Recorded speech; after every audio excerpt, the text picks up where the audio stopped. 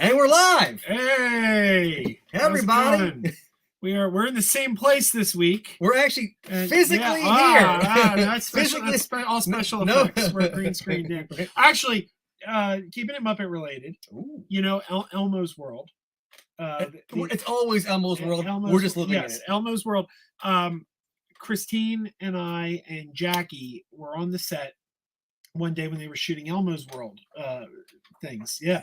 Did you know? You probably know this. Did you know that all the Elmo's World stuff are shot on two separate green screens? Like if Elmo is standing next to Grover, Grover's on one side of the room on one green screen and Elmo's on the other side, and they composite them together later. They don't just put both guys in front of the same green screen.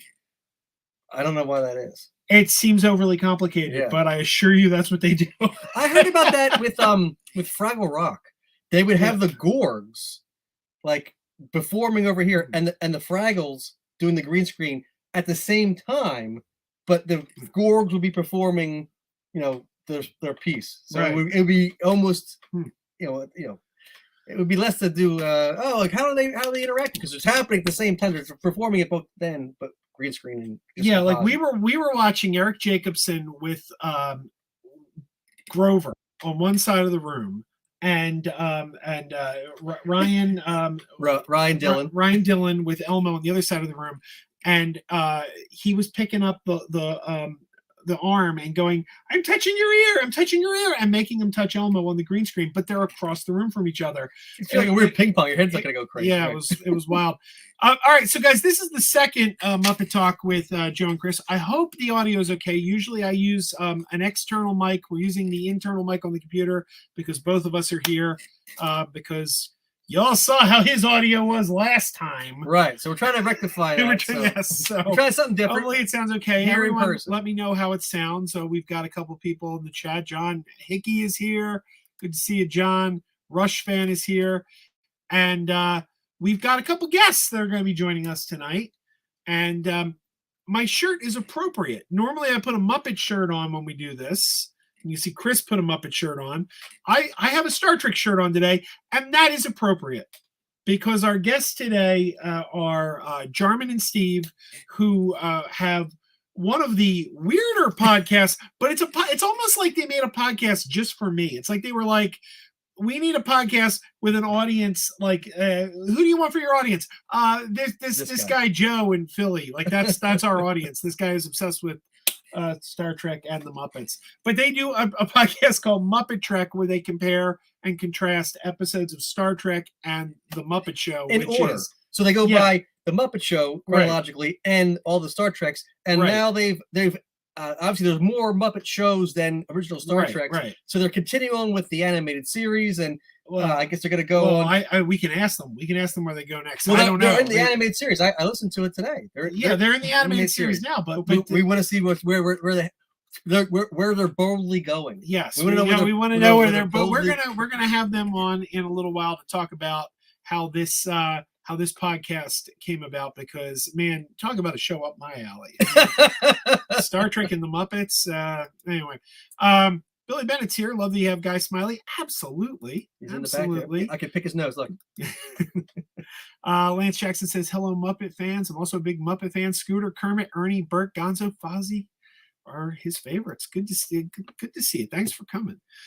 We got a couple things to talk about. So we talk about news first. Yeah, so the news of the day. We want to talk about the news, and the big news is, of course, Muppets Mayhem. Muppets Mayhem has a release date, and the release date is May 10th. May 10th. Wednesday, May 10th. All episodes, all at once.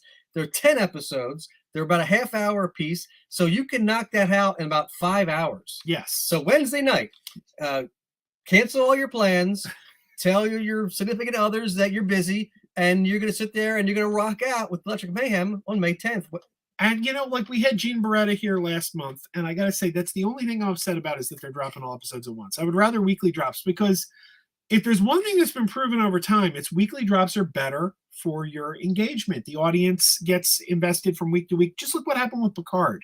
Picard season 3, it built from week to week. It ended the last couple episodes. It was in like the top 10. Yeah, and the difference too is it gives you all that time to keep promoting it. Right. So and on Disney Plus, they had that banner at the top. Yeah. They said, "Oh, this is the things that are hot this week." or it's new. So every week, the Mandalorian, when there's a new Mandalorian, it comes up. Boom, another one. Where this is gonna be like Muppets Mayhem. It's gonna be like, oh, here it is, and then like next week it's gonna be gone. Exactly. It becomes part of the cultural conversation for a weekend. Everyone binge watches it, and then it's forgotten. We see it happen with all the time. Like Cobra Kai, they drop it the season. Everyone sits at home, watches every episode of Cobra Kai, and then a week later, no one's talking about it anymore. Well, that's the strangest thing, because Disney Plus has not been doing that with Mandalorian, with Willow, with that right. National Treasure show, all these they things didn't do it with Muppets Now. A couple of years ago when they did Muppets Now, that was weekly drops. Right. Yeah. So I'm really confused. I know this has a more like overarching story, but I'm just bizarre. It just seems like why would they do this with this show to try to push more Muppet stuff? It really, like you said, it just keeps it going. That's strange. That's the only thing I'm disappointed about. So, but look, we got some stuff here that comes from Chris's website, Muppet Stuff Blog.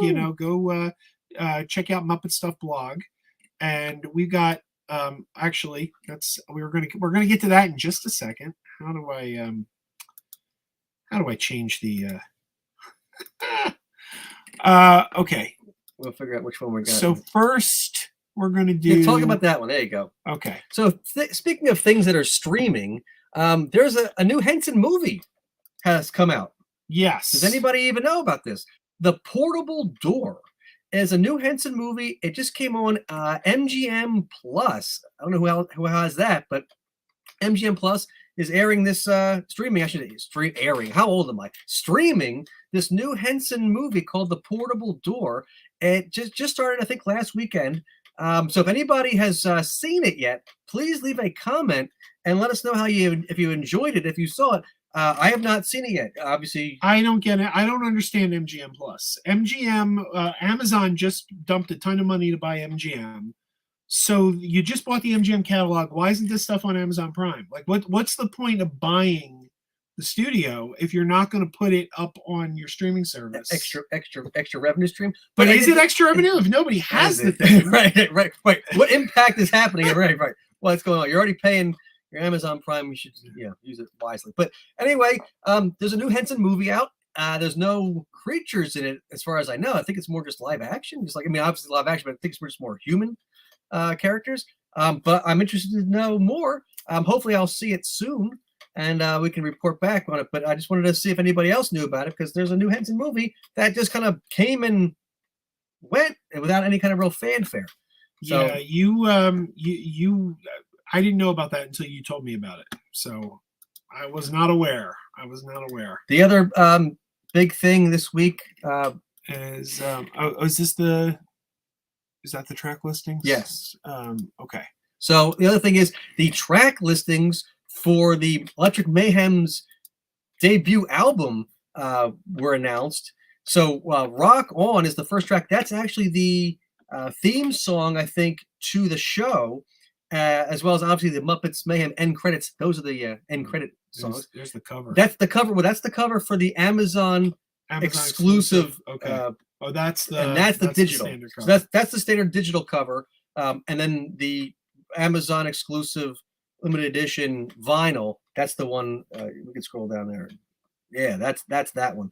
I will say this. Our good friend James Carroll, if you know him, he did a print very similar to this that was Disney produced years ago, and this is very similar. So it's kind of odd that they kind of use this.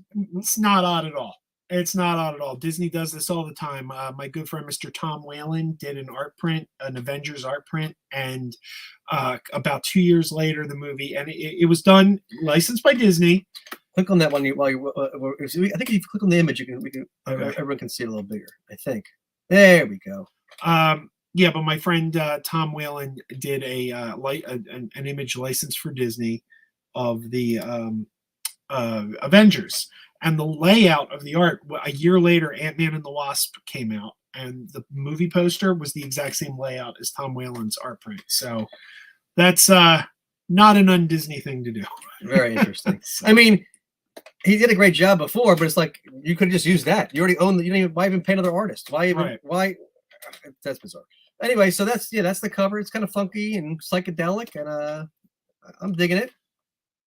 All right. The other thing regarding Muppets, because Muppets Mayhem is the big thing right now. Right. So the trailer came out. Yeah. We got two trailers. We had teaser trailer and the official trailer.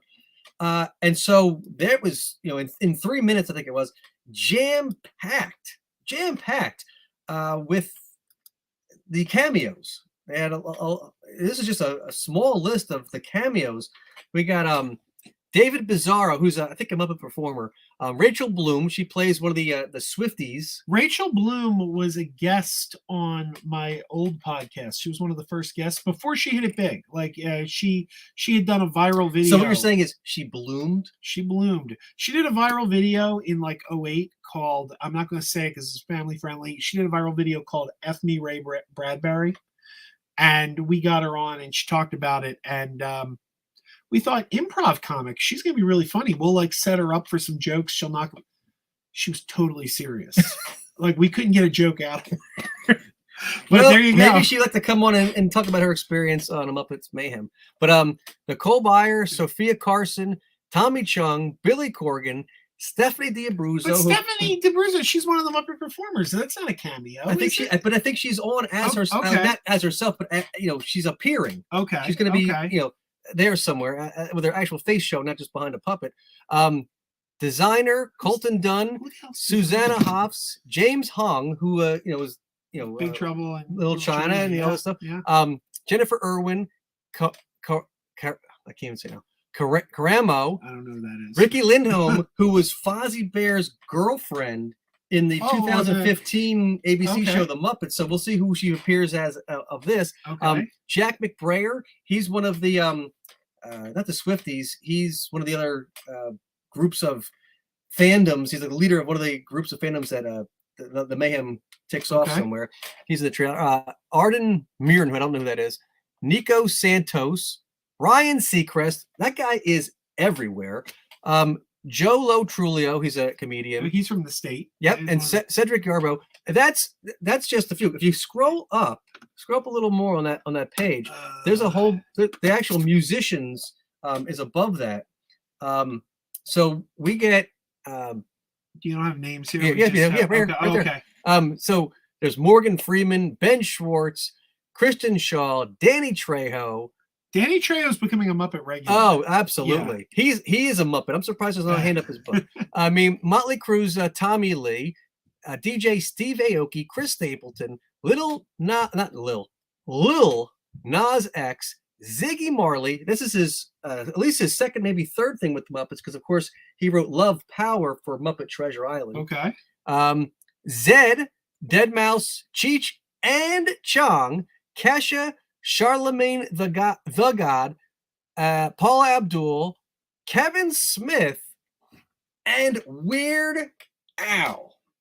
I mean, there's some screenshots. Yeah, I mean, that's a lot of people in 10 episodes. that is quite a list. Buddy Lisa's here. There you go. There she is. So my question is, apparently there are at least 2 more cameos that have not been revealed, that they're holding close to the hip, whatever you want to call that. Tight-lipped about these 2 last cameos. I'm not sure if they're musicians. No, they've not been hinted at all. So my question to you, and your question back to me, is going to be, who do you think these last 2 are, and who would you want them to be? Well, there's certain celebrities who appear with the Muppets more than any others. So therefore, I'm going to throw out Whoopi Goldberg and Elliot Gould. Elliot Gould was the first celebrity cameo to appear in 2 different Muppet movies. He's since been joined by the likes of Danny Trejo and Ray Liotta, but Elliot Gould was the first cameo to be in more than one Muppet movie. I like where your head's at, but I will say, I think the kids love Elliot Gould. I mean, you want hip and current. Yeah, Elliot Gould is your man. I mean, he even has his own mustard. It's cool. Anyway, no, but I mean, I would think that something like that, if they're going to hide it, it's probably going to be somebody big. They really want to oh my, wow, who's there? So I'm going to go with someone like Paul McCartney, Mick Jagger, Elton John, somewhere in that like mega superstar capacity that will really like shock people. Like, I mean, obviously, Elton John was on the Muppet Show, so he's worked with the Muppets before, so that way it wouldn't be as shocking. But they've been trying to get Paul McCartney for decades. They were on the Muppet Show. They were going to have a Beatles reunion. They tried to get the Beatles to reunite on the Muppet Show, and they just wanted too much money, and it never happened. But so I'm going to go with somebody like that. Those are my guesses. Somebody massive. I'm going to stick with Whoopi Goldberg. I'm going to backtrack Elliot Gould, but I'm going to stick with Whoopi Goldberg. So when you see her, the world will go, whoopee! Is that it? Is that it? I mean, all right. So then my other question to you is, now that you know who is actually on the show, who are you most excited that they're there with the Muppets? You can pick two. I'll give you two. I'll say Weird Al and Kevin Smith. And I'm leaving because those are my two. Okay. Well, I think everybody. But then again, I'm an old guy in my 40s. I don't know who most of these musicians are. My musicians are. So everybody, I will preface this by saying I'm here at Joe's, and we wanted to refresh ourselves. So we watched the trailer before we came on, and Joe was like, "I don't know who that guy is. I don't know who that guy is. Who's that guy?" I'm like, "You've heard some of these songs. You've heard of these people." And some of them just like went right over his head. That's fine. That's fine. You will get reacquainted, and you'll know them now because. Let me give you an idea. Did you watch She-Hulk on Disney Plus? Yes. Okay. Do you remember the episode where the guy was dating Megan the Stallion? Correct. Okay, I didn't know until the next day that was a real person. I thought that was a fake MCU celebrity, like how a celebrity in the world of the MCU. Because and then I find I'm like, oh, that's a real person. I didn't know that Megan the Stallion was a real thing. You thought she was a stallion? Well, I thought she was a fictional character. So did you know who Lizzo is? No, someone had to explain that to me too. Because she was on The Mandalorian. Someone said there were 3 guest stars on The Mandalorian. I go, Jack Black, Christopher Lloyd, who was the third? And they're like, Lizzo. I'm like, who the heck is Lizzo? You can't say Baby Yoda is a guest star because it's his show. Right. But all right, so my two, I mean, for years, Muppet fans have been asking for Weird Al to be, Lisa thinks it's David Bowie. I mean, hey. They're doing all these holograms these days. ABBA has a whole thing. That's their ABBAgrams, I think they're called. Something like really? That. Yeah, so you can go see the ABBAgrams in England, and it's a whole thing. But people have been begging for like Weird Al to be part of a Muppet production forever, and this is the first time, so that's a big deal. And Kevin Smith, I mean, men of a certain age, big Kevin Smith fans. I've met him a couple of times, and I was in one of his movies. You know that, right? I was in Chasing Amy.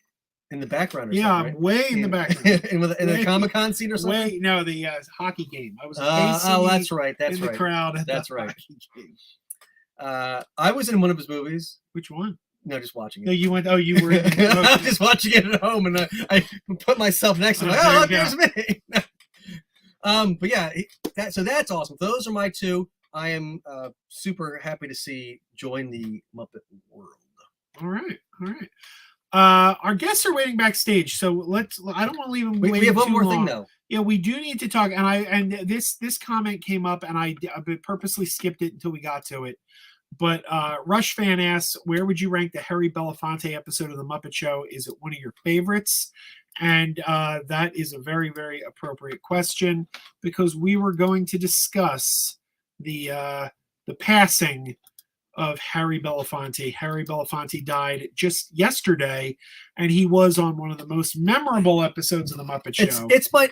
It's probably the number one. I mean, most Muppet Show fans, Muppet fans in general, would list it probably as in their top 5, if not like the top 2 or 3. I mean, for me, it's Harry Belafonte, Elton John, Alice Cooper, Christopher Reeve is one of mine. Ooh, that's a good I one. love the Christopher Reeve episode. What was the other one? Roy Clark's a good one. That's always a good one. There's a few, but like those are my top 3. Like instantaneous, I can list off. And Harry Belafonte was probably number 1. I mean, it's funny. It's it's extremely emotional at the end. Like the it's musical number that we have the image of right here, the Turn the World Around. It's such a memorable number that every time they do like a Muppet compilation of like, here's the best of the Muppet Show, that number is always in there. Yeah. So, and they made those African mask puppets just for that. Harry Belafonte was instrumental in the entire episode. He's one of the few guest stars that actually really like helped the writers kind of hone the episode and get the ideas and the script together. And he said, let's use this to like really, broaden people's horizons and talk about countries they don't really think about, like in the third world. And let's turn the world around. And he wrote that song for this episode. I don't think it existed before. It's a great song, and it's one of the few times on the Muppet Show they don't end with the Muppet Show theme song. They go out on this song. Well, they can join it, right? So Kermit comes out and goes, "This has been so great. I don't want it to end." And so they keep going. Life is a buddy. And then Gonzo brings out a trumpet and starts doing like a trumpet instrumental of the Muppet Show theme. And it's really well done. So it's on Disney Plus. If you have Disney Plus, I highly recommend you check that episode out. If you wanna like, in memory of Harry Belafonte, you want to go find something, his episode of the Muppet Show, you're not, That's what I do. Whenever one of these guests or someone that's really worked with the Muppets passes, I go and watch that that episode, the movie, whatever it is. I celebrate them in that way. All right. Well, before we bring our guests in, I do want to bring up one more thing because time is running out. The Muppets Take the Mahoning that we had Virgil from the Mahoning Theater on last month. That is coming up, man. The Muppets Take the Mahoning is on May 20th. May 20th. Where's the? I'm not very quick with the. And if you hear that, I don't know if you heard that. Those are Joe's kids running upstairs. If you hear everything, if you hear the ceiling falling, it's okay. We're all right. Here we go. Hopefully the ceiling won't fall on us. Here we go. Yeah, the Muppets Take the Mahoning. If you go to the Mahoning Drive-In website, May 20th, tickets are still on sale. You can go there. They're going to show the Muppet movie and the Muppets 2011 movie with Jason Segel back to back. The Barretta brothers, Gene and Bill Barretta, are going to do their podcast live. Gene will be there in person, and Bill is supposedly zooming in, although I think a lot of us have our fingers crossed they actually might show up. We'll see. I'm not. Yeah, we can't promise anything. We can't promise anything. Everyone's saying that he's. No, that's how. Virgil seems confident they could talk him into it, though. But don't buy your tickets based on that because he's probably not going to be there. No. But the Henson performers, the Muppet performers, have sent in video clips and saying, "Hey, Mahoning Drive-In Muppet fans, welcome." Blah blah. So there's going to be something. Maybe the Muppets might actually say welcome or something. So it's going to be cool. All right. Hit the events details and hit the details. Give me some deets. Give me some deets. Let's see.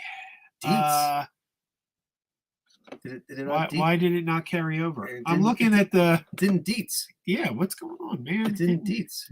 Maybe I need to bring it up again. Well, it didn't deets for us. I don't know what that's about. Yeah, well, I can read it to you. Well, I think we gave the details, didn't we? May 20th at 6. We'll be there. That's all you need to know. Yeah, we're going to be there. Get your tickets. Well, there'll be a link down below for the Mahoning Drive-In Muppets Take Mahoning event, so you can get your tickets soon because you only have a couple more weeks. Now, Chris, we talked about our favorite Muppet Show hosts. Would you, when you think of your favorite Muppet Show hosts, in the top 10, would you put Carol Brady herself, Miss Florence Henderson, in that top 10? No. Well, I know two other people who wouldn't put her in the top 10. Who would? And that is Jarman and Steve from the Muppetrek Podcast. They have gone on record many times as saying, "Oh my God, favorite episode." So trash! It's trash. Trash! Wow. Well, then as soon as he said Florence Henderson, I was like, "Oh my God!" I chose violence today. So, all right. So tell us. Let's give a little bit of background. So, you guys host a Star Trek / Muppet Show / maybe the Muppets podcast called Muppetrek, and you take a Muppet Show episode chronologically and match it up with a Star Trek chronologically, and then compare, contrast, swap out characters, and just generally make a mockery of both shows in the process. And I believe Steve goes by the UK release order for the Muppets. I think, is that correct? We did. So we did, but then after that, it was out on Disney Plus. Suddenly, it was available to everybody, and we said we're going to be reviewing this in the wrong order that like 90% of people are going to be viewing it, which is on Disney Plus. And so I said, okay, we got to switch to Disney Plus order. But then they got it wrong in a few places. Yeah. So I went, oh, so we've switched back and forth a little bit over the years. Well, I've been listening for a long time now. I think, in fact, I've sent you guys some emails over the Yeah, you have. years. And it's the most bizarre idea for a podcast, but one I could totally get behind, because my two favorite things in the world are Star Trek and the Muppets. In fact, my world came to a strange collision in November of 2017 when I got an invitation to visit the set of Sesame Street. And Will Wheaton happened to be there the exact same day. So I actually have a picture of me and Will Wheaton and Grover standing together. I'm like, this picture sums up my life. The Muppets and Star Trek. You are your own Trek connection. Yeah, exactly. So now on your show, you say, "Oh, how do we connect these two?" Joe was there that one day with Will Wheaton and Grover, who was the monster at the end of this book, and they used books when they went back in time and saw the episode where they're and that's how you know. That's already better than 90% of my Trek connections. So well, see, Joe is now the amalgam of what Steve and I will become at the end of this experience. Is that Steve watched most of Muppet and Henson stuff, and I've only watched Star Trek stuff, and so you're the mixture of the two of us at the end of this journey that you've watched both of these. You're things. their baby. They've combined and they've birthed you out, and that's what happened. That's disturbing. Facts are facts. By the way, Lisa says, she said yesterday, Harry Belafonte understood the Henson Save the World vibe. Such a great song. Well, that's why they were great friends for a number of years. Yeah. And that's why Harry Belafonte spoke at Jim Henson's funeral. They sang Turn the World Around. He also was part of Jim Henson The Works. He wrote an intro and was part of the Muppets Celebrate Jim Henson. He gave you a little speech in that special as well. Now, as much as I've been listening to your podcast all along, I have the memory of a flea. Where did you guys put the Harry Belafonte episode? Was that one of your more memorable ones? Right now, I think that occupies the top 3 spot, at least on my list, as far as we are in the seasons. I don't know about Jarman, but I think it's generally we rank the episodes at the end of each season of each one of the shows. But yeah, that was definitely up there because he was just so good with the Muppets. I didn't know about his relationship with Jim Henson beforehand and how that made him so comfortable on the show. And he was just, that's the biggest thing we seem to run into is like, how good is the host with the Muppets? And that makes or breaks the episode, it seems. And he was just so comfortable and elevated. And we get his drum battle with Animal. That is an absolute classic. You get Deo on the docks. He gets to do his signature song, but it becomes an entire thing. It's not just him doing his number and getting off stage. The whole thing is great. It's supported by a great episode. So and since all time. And he set the standard because now everybody wants to do a drum battle with Animal. Like Dave Grohl did it, Muppets, and but Harry Belafonte, he was original drum battle. The OG. Was Buddy Rich before Harry Belafonte? I think Buddy Rich is season 5. He's got to be late because we haven't gotten to him yet. Yeah. I didn't even know about Buddy Rich is going on the show. That's great. I'm finding this out now. So where did the idea for Muppet Trek come from? So we had the original Play on Nerds Network, which was a podcast we did right at the beginning. We did 100 and some episodes of it. And we looked back sort of in retrospective and we said, what was our most stuff we enjoyed the most, stuff we got the most reviews on and reacts on? And it was Muppet stuff and Star Trek stuff. And I was like, you're right. Those are the two things we like talking about the most. And Muppet Trek was sort of born out of this. Like, we should just talk about this all the time. And I think that's what we see on like a lot of beginner how to have a successful podcast, that kind of thing, is because you talk about what you're passionate about, you'll get more listeners, you'll get more engagement because people can tell that you like what you're talking about. Yeah. And just so happened that we looked at like our podcast views and like the episodes where we randomly talked about Muppets and Star Trek. Oh shit, people like that. So like our most viewed thing ever was our review of Muppet Wizard of Oz. Which, that's was, weird. which was just pure trash, but nobody reviews Muppet Wizard of Oz. Well, I guess So we were joining a shallow pool. Yeah. And then we also had the guys from Tough Pigs on. Was that on Muppetrek or was that on a Play on Nerds? That was a Play on Nerds a long time the guys ago. from Tough Pigs are great. And Joe and Actually, Ryan. I would have to go back. Ryan and I can't remember the other. Joe. Joe, I don't know Ryan that well. I think I've met Ryan like maybe once or twice, but Joe, I'm very friendly with Joe. Yeah, and they were a lot of fun, and we just realized that like that's what we want to talk about. So like, this makes no sense, and we'll probably have very little audience, but we found people like you, Krazy Joe, Yeah. who like both these things, or some people who really like this thing, so they'll stick on and maybe they'll watch some Star Trek or they'll watch some Muppets that they haven't seen before, and so it just kind of worked. But we enjoyed it, and that's we're best friends since like elementary school, so we just. Yeah. We want to stay in touch and talk about what we're passionate about. And if people listen, cool. If they don't, who cares? That's right. This is really off topic, but I gotta ask, Jarman, do you have a Miami Connection poster behind you? Yes, I do. Signed by J.K. Kim. Amazing. Okay, I thought so. don't know what that is. What's the Miami Connection? I'm gonna have to show it to you. I own it on 4K. Oh, one of the best movies ever made. Is a 4K Connection in Miami? I'm in. If you like The Room, you'll like Miami Oh Connection. no! Oh, oh boy, it's one of those. All right, you're tearing me apart, Lisa. Sorry, I had to do that. It's a classic movie. Classic. So, so you guys started Muppet Show, Star Trek the Original Series. Yeah. 1-to-1 reviews. Mm-hmm. Now you ran out of Star Trek. You're on the animated series. Yes. So one question I had is, a year from now, are we going to be listening to reviews of Fraggle Rock versus Star Trek The Next Generation? It'll be a little over a year from now, but yes. We have our timeline planned out. Not say planned out. Tell them, Steve. You got to tell them. Right now, it's into the 400s. Okay. When we're 70 years old, probably. Give or take. It's 16 years. 16 years from now. 16 years. Okay. And that will take us to the end of. We're actually. So we're going to do Fraggle Rock, Storyteller, Dinosaurs, Muppets Tonight, whatever Muppet stuff comes on Disney in the next 10 years. And then we're going to probably and Farscape in there somewhere. Well, that's there's a lot of episodes. That connects well. Yeah. Well, so you're missing one. What about if you can find copies? You got to find copies of the Jim Henson Hour. Henson Hour, if I can find it, but it's. I know that's difficult as is. Yes, they're on YouTube. They're on YouTube, so you can. They're chunky and terrible on YouTube. I don't want to. It's also kind of broken up though, because the Storyteller was part of the Jim Henson Hour, and now they package that separately. And several other shorts and pieces that they had done for other television productions. Yeah, right. So they had the Storyteller. And then they had a bunch of episodes that they didn't air yet. So they put those on the Jim Henson Hour. And then they had Lighthouse Island, Little with Dinosaurs, Miss Piggy's Hollywood, and a bunch of other specials.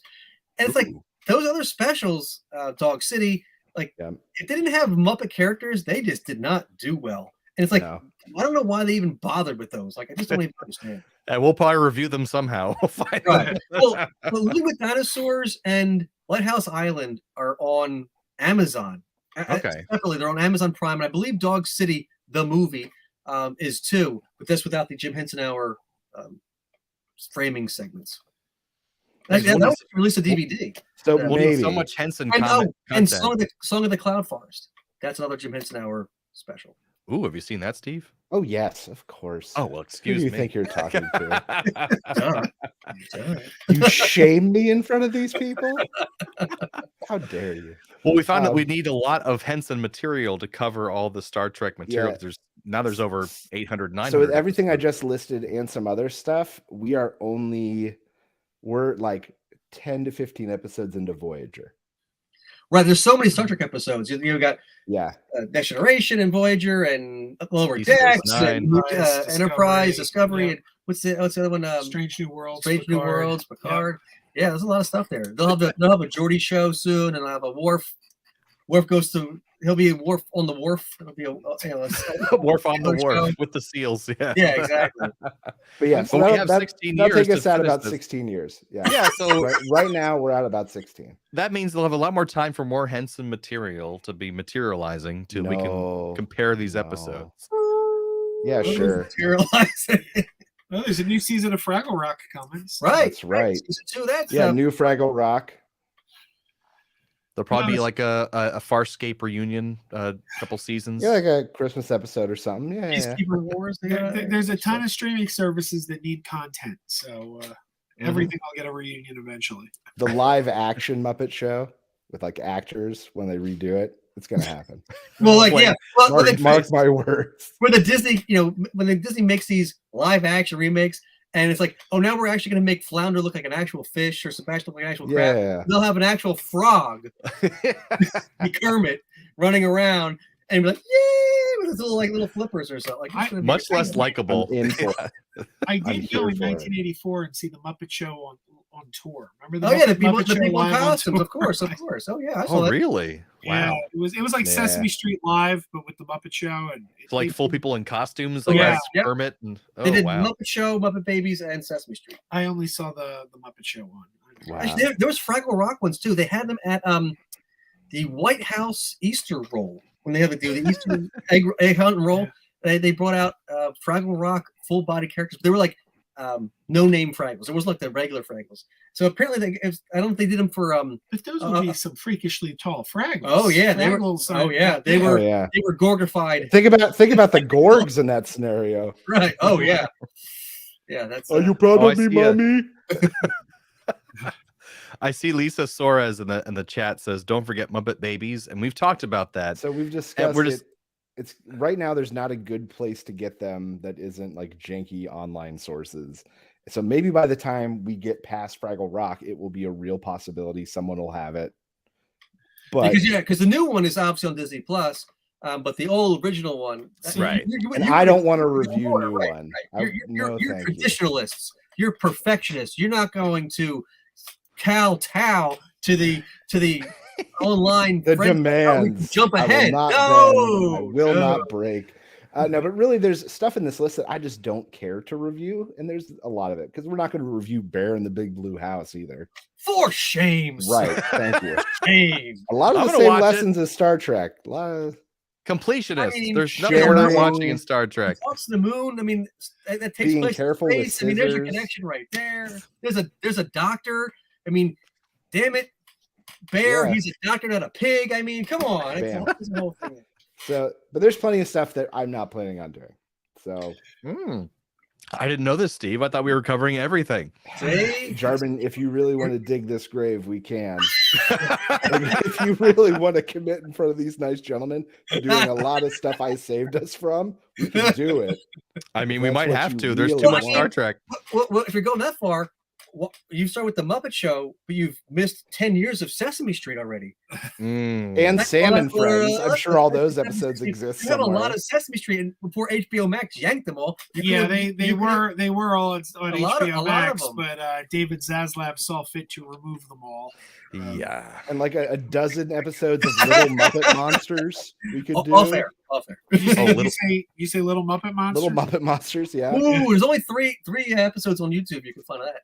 Oh wow! Mother Goose Stories. Then we're. I actually watched that as a kid. I remember watching that. The Wobulous World Dr. Seuss. Oh yeah, there's Secret Life of Toys. So there's a lot of stuff that I would try to do. But maybe at the end, in 16 years, we can say, you know what, we're going to go. We have to find more material. We're going to go back and do all this stuff.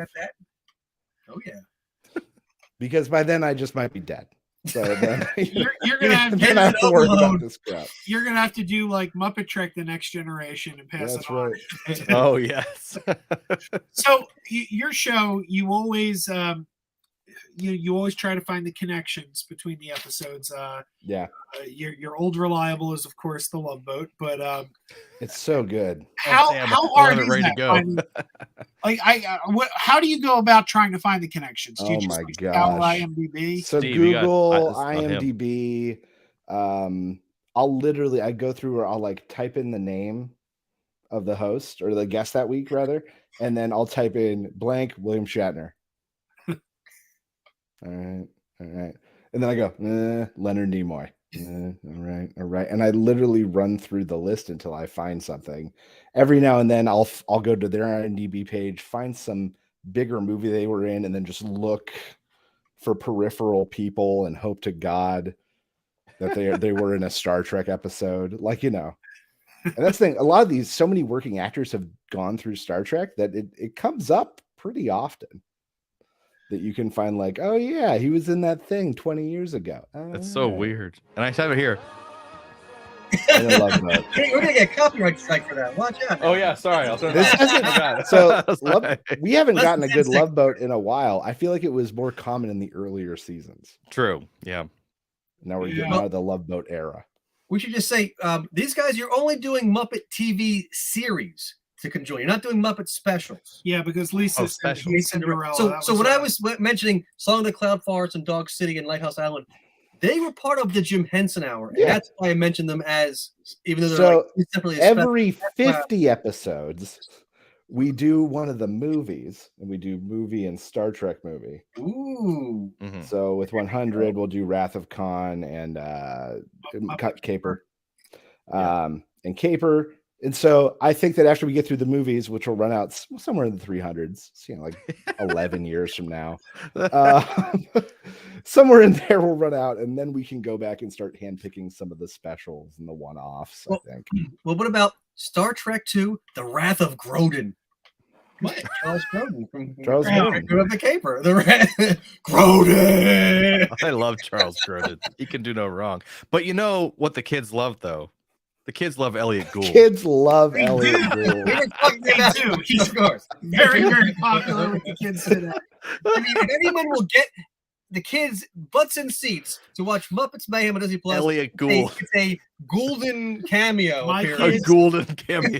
2 Muppet movie appearances, guys. I'm telling you, every week my kids say golden opportunity. They're missing it. It's a golden opportunity. I'm telling you. My kids say to me every week, they're like, Daddy, I don't understand. When is The Devil and Max Devlin going to be on Disney Plus?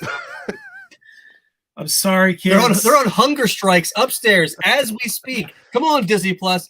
These poor kids are just. It's like when my niece asked me, "Where's Albert Brooks these days?" You know, like I just want to know where Albert Brooks is. Exactly. Item Shop Daily says, "Okay, guys, how awesome is the Muppet Vision 3D towel?" I got it for $50 the other day. Do you know about the Muppet Vision 3D? I don't know the Muppet Vision 3D. I think it's a vintage towel. If you paid $50 for it, it must be. Oh. Ask him, is it something new? I'm pretty sure it's a vintage towel. No, it's got to be. I mean, I don't see Disney doing a lot of merchandising of Muppet Vision. If you have a picture of it, you could look it up on I see it now. Muppet Vision towel. That's a special episode you guys could do. You guys on the beach towel. You can compare Muppet Vision 3D, the Muppet section of Disney, to the Star Trek experience in Vegas, the old Star Trek. I did that. I had a blue drink. I did this blue drink that was so strong. It was called the Warp Core Breach. Oh, the Warp Core Breach. Yes, I didn't get to go to the Star Trek experience in Las Vegas before it closed, but at Dragon Con I've gone a couple times. And it's the biggest convention in the Southeast here for nerd conventions. And they made Warp Core breaches there, but the same formula and everything. And I was like, oh, good, I can try one. Where did you get a Warp Core breach at Dragon Con? I'm there every year. I've never seen a Warp. You're there every year. Well, we'll see you there next time. Track. This is the Star Trek track. It's the two worlds only match with these guys right here. They do not. My good man, I go to both tracks. The streams do not cross. It's not Ghost. So they cross here.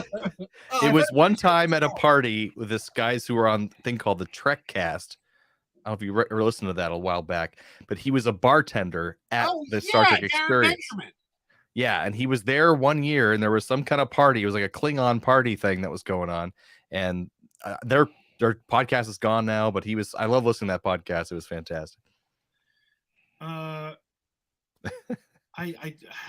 don't know if I'm going to be able to get that. You just found it over here? Yeah, I just typed it in. All right, hang on. But Steve and I have been on Muppet 3D several times because we grew up here in Orlando.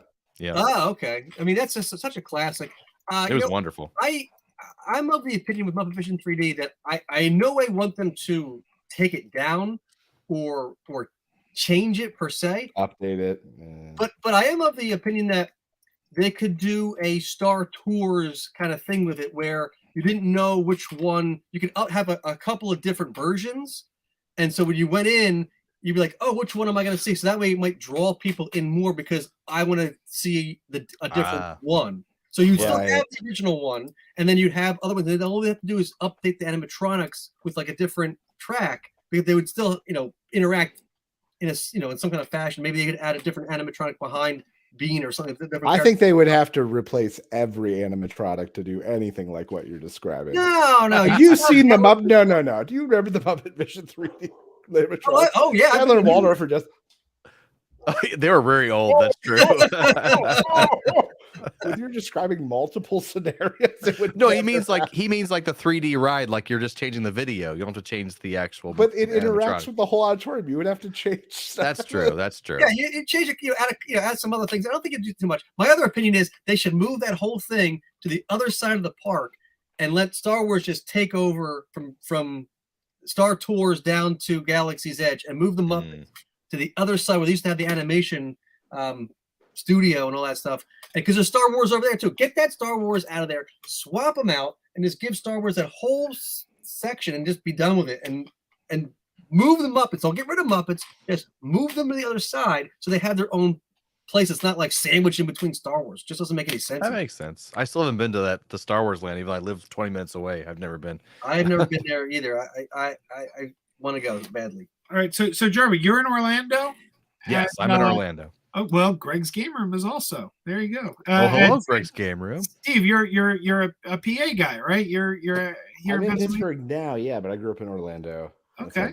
We're Jarman. Are you going to go out to the Mahoning Drive-In for Muppets Take the Mahoning? I have no idea. That's a trick. He's out there in Pittsburgh. That's for us too, though. It's like a 2-hour. How far is it from Pittsburgh? More than 2 hours. It's more than 2 hours. It's probably like 3.5 or 4. So it's like a 5-hour ride from Pittsburgh to here. I'm not Christopher Columbo. With Christopher Columbo. Now, one more thing. How far away is that again?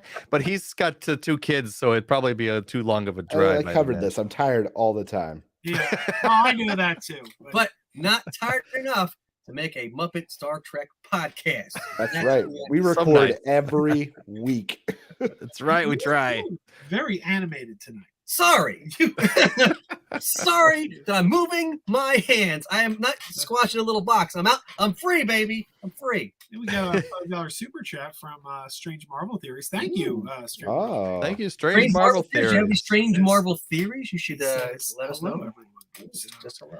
And we got one of your listeners here, guys. Aunt Sam Thompson says, I've only recently started listening to Muppet Trek. How long did it take you to realize that the celebrities who are on the Muppet Show are guest stars, not guest hosts? Oh, we got that was a pretty point early. of contention. Yeah. We got that pretty early. I think like somewhere in the teens. I remember you had that conversation with me. I forgot how you found out. I found an article and I went, oh, okay, yeah. And so somewhere in the teens. You thought it was like SNL with we're the host of the show? Well, Kermit's the host. Well, what I'm saying is they thought that's why we had it wrong. I think we were using the wrong verbiage. Yeah, I think we just had the wrong verbiage. Now, mind you, we had like a script. So we use the same template every week. So if it was wrong in there, it was wrong every week. Yeah, I think we said it wrong for like the first 17 episodes or something. And then we changed it over. Apologize. I think we addressed it on the air. How many years? I resigned from the Muppet Council. It was a whole thing. My bow tie, taking my bow tie and take my hand out of my butt. This is right. So how many years ago did you start the podcast? Was it 2020? I seem to remember it being like, well, I Muppet I think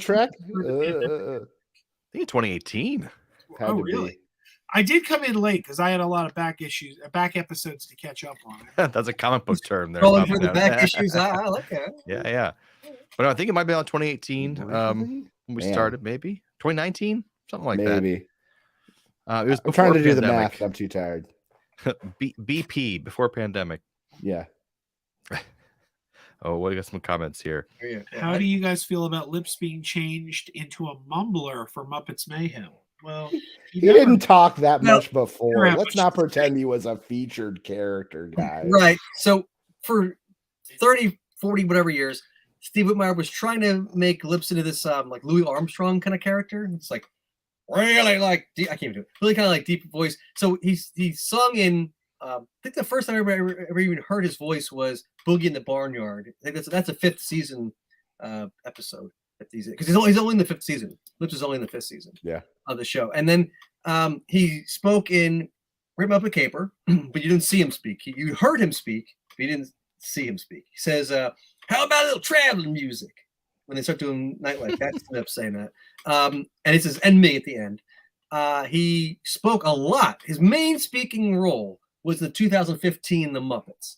That's where he really started speaking. So it's interesting that the two series next to each other will change that up, because that show. A lot of people have been coming up to me and telling me how much they really enjoyed that show, that they didn't watch it before because it got canceled so prematurely, but they're discovering on Disney Plus and they really like it. So it's kind of funny that the two shows basically back to back will kind of change his personality, but we'll see how that goes. So is that a common term in the Muppets called a mumbler? What does that mean? He won't speak. Like he won't actually like have a dialect that you can understand. The other characters will he'll say things. It's a ploy so that he can say things that other characters cannot. Like he could probably curse and they'd be like, "Hey, you can't say that. That's a kid show." You know, Gotcha. like I could see Floyd doing something like that. That's what's. It's kind of like the new Animal. Now right. that Animal can't Animal do always, anything bad anymore. Right. Animal always like says things, but like right now he's much more articulate than he used to be. I was saying to Chris before we started, my one disappointment with Muppets Mayhem is that Clifford. I want to see Clifford as part of the Mayhem again, because for a while in the 90s he was a member of a while. What? Once. What with Disney World, right? Once. Muppets go to Disney. Okay. You watched it numerous times. Yes, but it only I did. happened I once. did watch it. Well, I don't No, but you're right, and I feel the same way. When I saw Muppets at Walt Disney, when I saw them combining, Clifford into the Electric Mayhem, like, that was great. There's actually a picture of Clifford with the Electric Mayhem at Muppet Vision 3D, and Lips is not there. It's Clifford and the Muppets, I'm pretty sure, and not. But they've never used that again.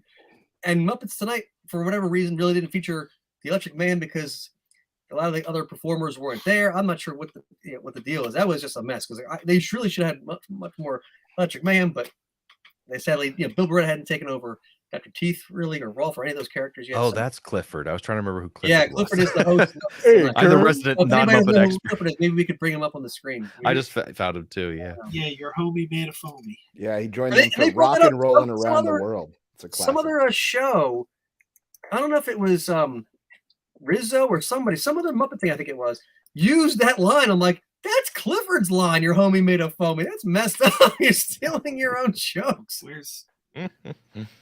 Oh I yeah. got too many ads on this. Yeah. The that's- Muppet. that's Like, not right. shout out to the Muppet Wiki. We love you, but your ads are like taking over the entire thing. There's all these video clips running around. It's just sharing that. just show the Google. Just They show got to the pay Google. for their gas to get to your Pennsylvania event. Yeah, I That's mean, right. I try to look at it on my phone at times, and I can't even, because it's like it just takes up the entire screen. I'm like, what is going on here? So, Muppet Wiki, we love you. I know you want money, but There's take it down a Clifford. notch. That's Clifford right there. So he was in, obviously, he started out in the Jim Henson Hour. That is Yeah. where he began, and then he was the host of Muppets Tonight, and then they changed his personality back to his Jim Henson Hour personality for Muppets from Space. He was also in Muppets Wizard of Oz, and I think that's it, right? Yeah, that was. I think that was the last time we saw him. So hopefully, Well, he Clifford fell. He fell with the fall of Kevin Clash. So Well, Joe Well- and I were talking about this. Kevin Clash only worked really on Sesame Street for primarily. I mean, he Yeah. worked on the Muppets, with Clifford, and he did a lot of puppeteering for like Christmas Carol and Treasure Island and that kind of stuff for a lot of Frank Oz characters. But he got fired from Sesame He Street. didn't even get fired. He stepped down, which, but I mean, I'm sure they encouraged him to So step down. he stepped down. Okay, stepped down from Sesame Street. but they didn't ever say anything about that for the Muppets. I think it's kind of laid low. And now he's been doing a lot of work with the Henson Company again. He was in Happy Time Murders, right? And he's doing stuff with them.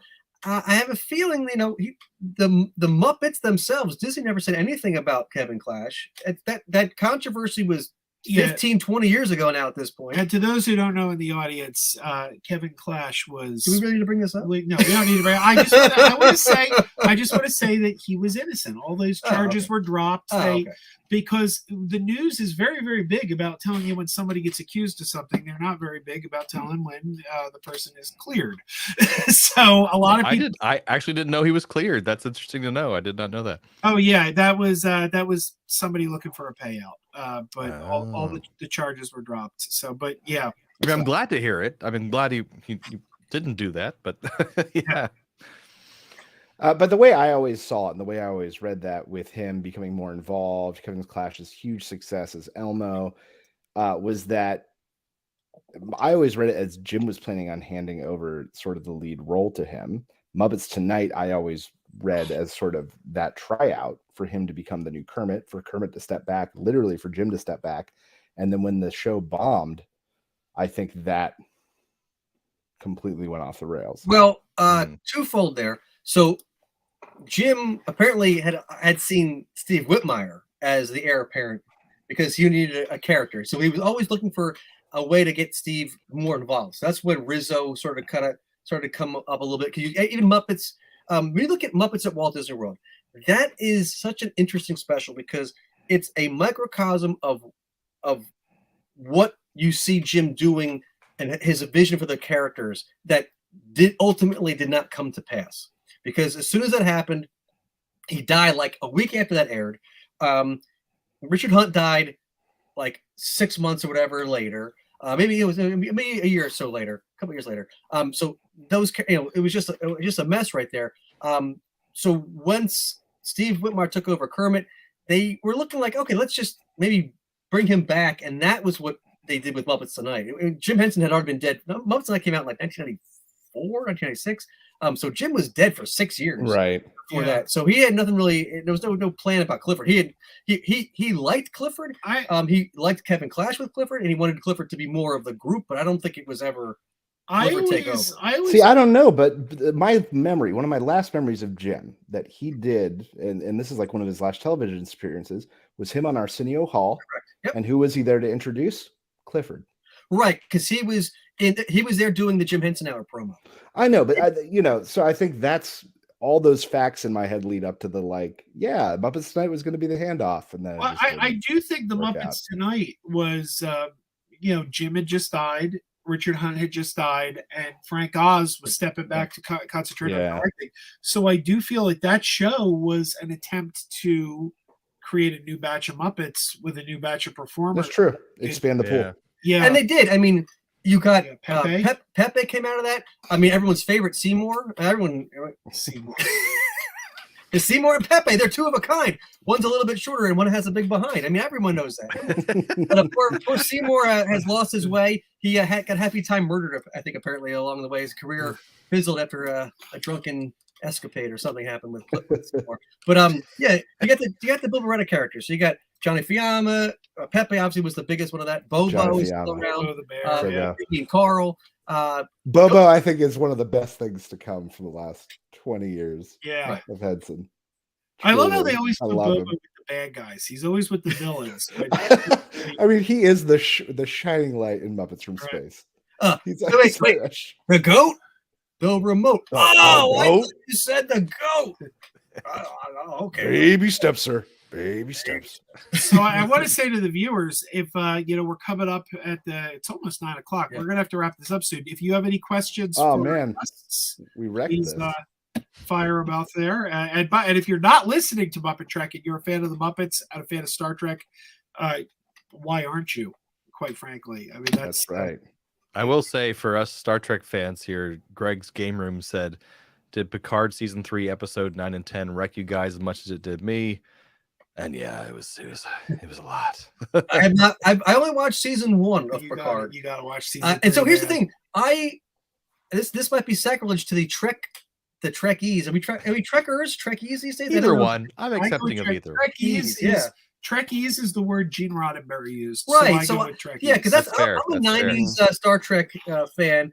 But I was always original series and Deep Space Nine.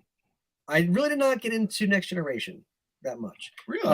DS9 over Next Generation. Now, DS9 is my favorite. So I don't wearing the shirt. But that's very unusual to hear. Right. So it is unusual to skip Next Generation entirely. That's impressive. I would go to this, back in the day before cons were huge. I would go to Star Trek conventions, and the 25th anniversary of Star Trek is when I kind of got into Star Trek, and that's when they would really airing the old episodes like in the afternoons, and the big push was Next Generation.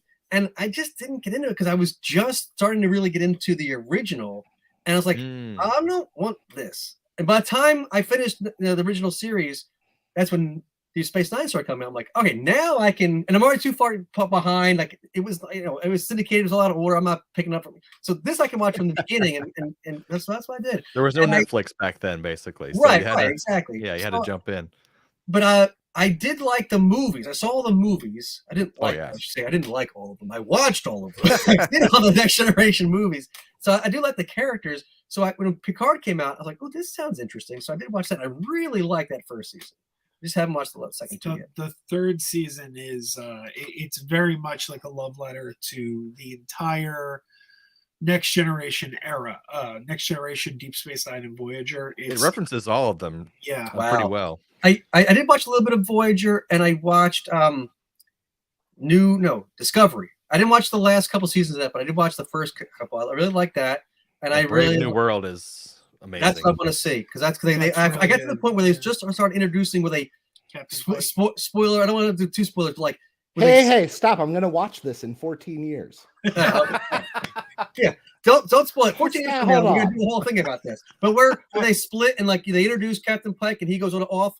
That's kind of where I stopped. So that's why I want to watch Brave New Worlds. Chris, we got a $20 super chat here. Wow! So thank you. Wow! Strange Marvel, and he gave us $5 earlier. So that's $25 from Strange Marvel Theories. Yes. Thank you, Strange Marvel Theories. Thank you for your support. And this is you asked him if he had a theory. Here it is. Oh, here's the theory. Tony as an unborn if it was part of the Super Soldier program, why would Harold Stark be carrying sauerkraut home from a military base when he has a butler? I'm sorry. Okay. Tony is an unborn Okay. So in this theory, and I just need clarification. Leave it up there. Here's the theory that Howard injected himself and then they had Tony and that's how he got it, or was it in vitro? Was it an injection for the mother? How did it occur in this scenario? I don't know. Strange Marvel Theories, we appreciate your support. You don't have to throw another super chat in there, but if you want to, what I'll say is you definitely lived up to your name because that is a Strange Marvel theory. So and then what's his super soldier power then? Like just saying what the product does. No one's ever tried that. Right? I'm of the opinion that of course the serum was in the sauerkraut. Right, I think that's what's being implied here. Of course, yeah. Big accusations. Aunt Sam Thompson wants to know if you guys covered the Muppets Haunted Mansion on Muppet Trek. So we did cover Muppets Haunted Mansion, but we did it on the main Play on Nerd show for our Halloween episode. We will do it again in approximately 15 and a half years. Once we get to that movie with that movie. Right, once we start, yeah. So I gotta subscribe to a Play on Nerds. I haven't listened to that yet. So we record that every other week. Yeah, and that's been going since 2014. So back in the day, obviously it was amateurish and kind of all over the place. But we talked about all sorts of nerdy topics, and then nowadays we kind of 1 week we do Muppet Trek, the next week we'll do a Play on Nerds, and it's typically about a movie that's related to a movie that's coming out recently. So we recorded just tomorrow we're recording Buckaroo Banzai, or review of that movie because Guardians of the Galaxy 3 is coming out. Like a ragtag band of randos fighting people from other dimensions. And I thought that movie had a lot more to do with space because I hadn't seen it before. So then I watched Buckaroo Banzai. I'm like, oh, that is not a lot to do with space. It's kind of just a weird ass movie. Hey, they go to space. They kind of go to space. But yeah, that's Play on Nerds is a little different, but we do cover a lot of stuff on there. One thing I gotta say, talking to you guys, I've never seen you before. Like I listened to you on the podcast, but I've never seen you before. I got the impression you guys were really young. And the reason is because you talk about childish nerd love. You got this picture. It's like this is like Love Is Blind. You Love Is Blind. Well, I'll tell you why. You guys are not getting engaged. I can tell you. That's right. I watched that damn show. I know what you're talking about. Because when you guys talk about the Muppet Show, a lot of times you'll say, "Where would our audience know this guest from?" And you'll go, "Well, they probably wouldn't because they haven't done much recently." And I think to myself, like, oh, these guys must be young, because I like being an old, I'm 47. So like you'd be like, well, where would our audience know? I don't know. Pull a name out of Elliot Gould. Yeah. Well, they don't have to. He's in the cultural zeitgeist. So these guys must be like, so that's why I thought Elliot Gould. Oh my god. But no, yeah, we one more time. I don't know why we imagine that like our audience is going to be like young millennials or Generation Z, because they're not. They're probably our age or older, and they might recognize a lot of these names. But I think, because we don't know, but most of our audience's ages are. But like, I guess we're thinking of like, show, right? I mean, you watch it on Disney Plus today. You watch these guys. You're like, who is Doug Henning? Right? Like you just. I had no clue. They just did the Doug Henning episode. We just did that. I've never had a harder Trek connect. Oh, you did? Okay. But like that's the whole thing. Like, who was like, hey, and you watch it, you're like, oh, he was a magician. You're like, how did he get on this show? Because he's not very good. But like, apparently he was very good in other aspects of magic. Right. He just wasn't very good in the 70s and the early 80s. Oh, he was the magician. He was everywhere. Yeah. He was the David Copperfield of that time. And that's why I love Steve's research on the show. He researches the guests and see all the wonderful stuff they did that made them famous to get them on the Muppet Show. Yeah, I try to get some context most of the time around like where they were in their career. Yeah. Or sometimes it's been like, this is the album they were probably pushing at the time. Right. But that's my point, is that it almost needs to be something like that on Disney Plus, like to give you like a little bio of context. When you go to Amazon, right? You look up someone on Amazon Prime, it gives you like this, you can go down a rabbit hole of like, oh, so, this person, this, and it gives you like all their bio. You go to Disney Plus, like, who are these guest stars? You have no concept of who some of these people so are. What I'm hearing you say is that you want like, hi, I'm Brian Henson. On this week's episode of the Muppet Show, my dad really loved, and well, those were the Time Life DVDs. Yeah, Time Life. Well, that was a lot of seeing those rewrites. Hi, I'm Brian Henson. Yeah. Or those AMC like intros to movies and that kind of thing. Those were great. Oh yeah. Well, Robert Osborne. Read Robert. I mean, like, hi. Do you like the Muppet Show? Well, this episode features Linda Carter. She was Wonder Woman from this year on the. That'd be wonderful. They do it for Downton Abbey and crap. They have those people introducing the show on like PBS, so they should do it for the Muppets. I agree. Yeah. But some of these guests that were big at the time, when we go back and reevaluate them, they were really never that good. Because like I found that in recent years, it's pretty much Mark Hamill's overrated. No, I'm thinking specifically of Rich Little. Like when you look back at Rich Little, oh man, I literally pulled up a tab and looked up Rich Little. He's like, I'm going to impression this. That's my entire career. My entire career is impressions, and he goes on that whole show for a half hour, so does impressions, and one is worse than the next. Yes. Muppet Show. If you watch his other stuff, like I remember as a kid, he had an HBO special called Rich Little's Christmas Carol, where he did the story of a Christmas Carol, but he played every single role as a different celebrity. Like Ebenezer Scrooge was W.C. Fields, and Paul Lynde was Bob Cratchit. But if you go back and watch it, because it's on YouTube, you can find it. Who was Tiny Tim? It was Elliot Gould. Truman Capote. So he died as Truman Capote. Oh God! And so he was bad, and he was doing dated impressions when they were already dated 50 years before then. Like it was, they're always dated. It was exactly terrible. That could be a shtick, but I don't know. Like W.C. Fields is from like the 30s. I think in our review of his episode, Jarman and I were like, Jarman and I have seen a good amount of old stuff and probably have a better idea of who some of these impressions are, and we only knew about half. Yeah. Like, and we're weird, so like He's definitely the bottom of the barrel, Rich Little.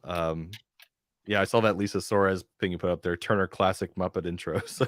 I like that. I think Rich Little is on Jarman and I's, both of our bottom threes. Is there somebody you never along with heard Florence of? Henderson? Is there somebody like you were totally unaware of, and you started watching the Muppet Show, and you're like, wow, a person that blew you away that you never heard of? Oh, absolutely. That British guy. What the hell is his name? Oh, Charles. Spike Milligan. No. Charles never Spike Milligan. Wait, what was that? What'd you say? Charles Aznavour. He was. Did I say his name right? No. What is it? It's close. Aznavour. Charles Aznavour. Is that the guy, the British No, guy? no, Charles Aznavour was the French singer who did Inchware. No.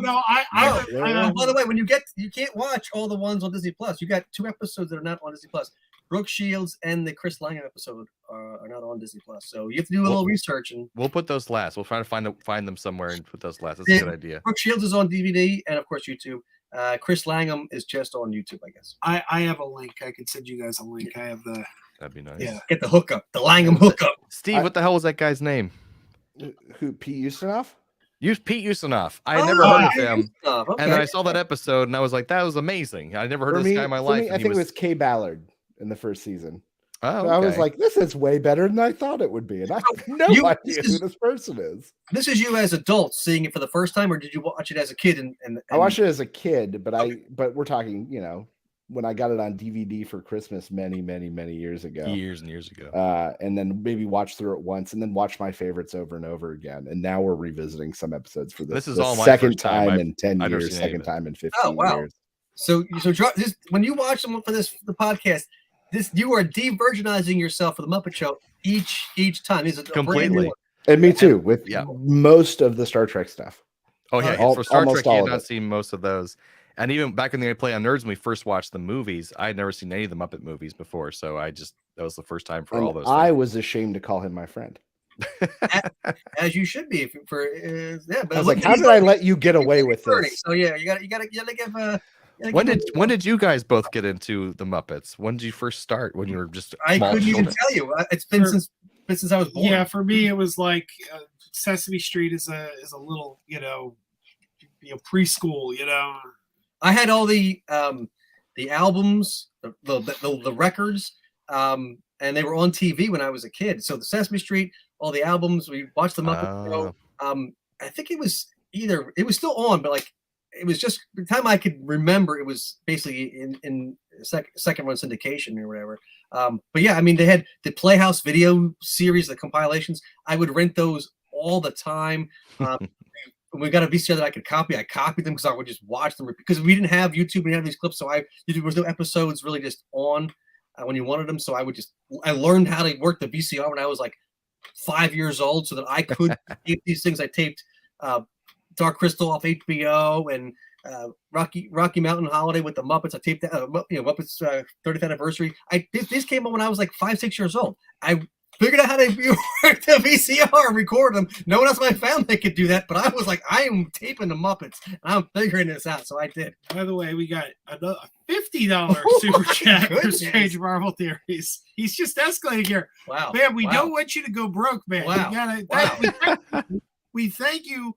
But please. What if Loki in season 2 goes back in time on the Battle of New York timeline and does what Sylvie was doing, possessing bodies, and goes to when the Ancient One separated Bruce from the Hulk, jumps in Hulk's body, and goes and fights Kang?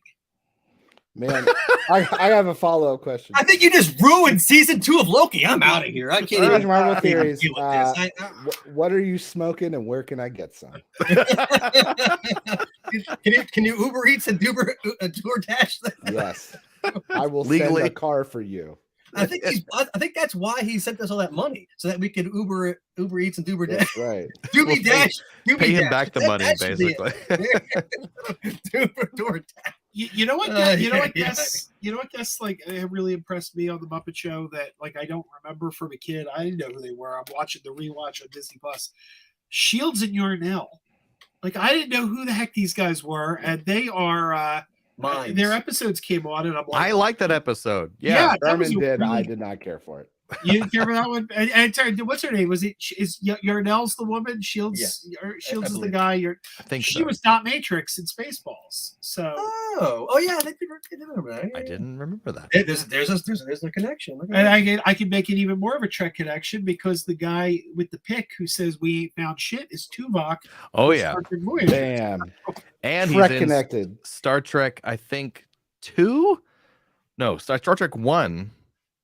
One of those movies, he plays just like a regular ensign on the ship. On the that's Star Trek Generations. Generations, that's what it was. Yeah. Okay. I don't want to hold you guys up too much. We're a little past 9, so I guess we could wrap this up. But we did have another question. How impressed were you guys with Ryan Dillon's performance of Lefty in the Sesame Street 50th anniversary special? Did you guys see the 50th anniversary special? No. It's on HBO Max. I thought he was one of the few things left. It was good. Yeah, it was nice. I mean, it was like a minor cameo. It was up like I think a line like, "Would you like to buy a 50?" or whatever he says, and then he's gone. I mean, yeah, it was fine. I was more impressed. Eric Jacobson got to perform one of my favorite obscure characters, Harvey Knee Slapper. They brought back some awesome characters for that. That was How long ago was that special? 2 years ago. 2, 3. Oh, okay. Yeah. Well, I guess it was 2019. 1960. Yeah. Gotcha. Worth watching. It's really good. Yeah, I can't get my kids into Sesame Street. It makes me ashamed and feel like a failure. I think that's why I didn't get in the Muppets, because Steve was watching the Muppets growing up. I was watching Mr. Rogers, and so I just never watched Sesame Street. Daniel Tiger, I think, filled the void where that would normally have gone. So now your kids are watching Daniel Tiger. You put on Sesame Street, they're just not into it at all. They just don't. No, they don't care. They know who Elmo is. Like, they know who the characters are, but they don't care. That's always, they'd rather be watching Daniel Tiger's or Puppy Pals or something else I hate. Paw Patrol or something. Paw Patrol. It's all trash. How about Muppet Babies? There's a good one for you. They do like Muppet Babies. That is a good respite. Oh, so there we go. All right. And Bluey, it gets everyone says Bluey. Big these days. It's bearable, which is the finest review I as a parent can give. Bluey's got some pretty sharp writing, I gotta say. Yeah, like as a parent, like I see stuff on there and I'm like there's an episode called Takeaway where the father's just trying to take out Chinese food and the one kid's got to pee and the other kid. Just as a father, I'm just like, I recognize all of this. You're empathizing with what's going on. It's like I understand this cartoon dog very, very well. So. Well, we're going to wrap this up here. Thank you guys for joining us. I really appreciate it. Everybody watching, go subscribe to Muppetrek wherever you get your podcasts, whatever podcatcher you use. Or just subscribe to Play on Nerds. Then you get Muppetrek and all this other stuff in the same feed.